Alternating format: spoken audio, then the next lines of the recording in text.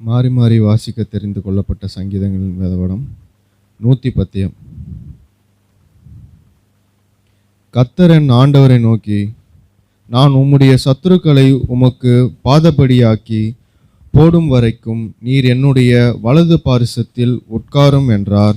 கர்த்தர் சீயோனிலிருந்து உமது வல்லமையின் செங்கோலை அறுப்பார். நீர் உம்முடைய சத்துருக்களின் நடுவே ஆளுகை செய்யும்.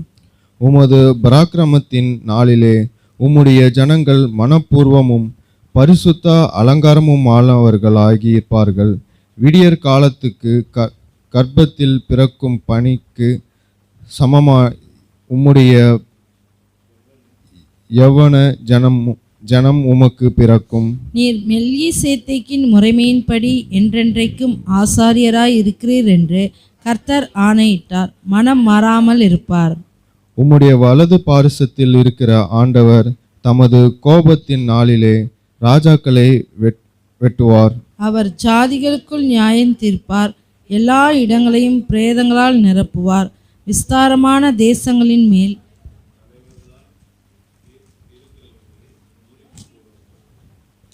வழியிலே எல்லாரும் சேர்ந்து வாசிப்போம். வழியிலே அவர் நதியில் குடிப்பார்.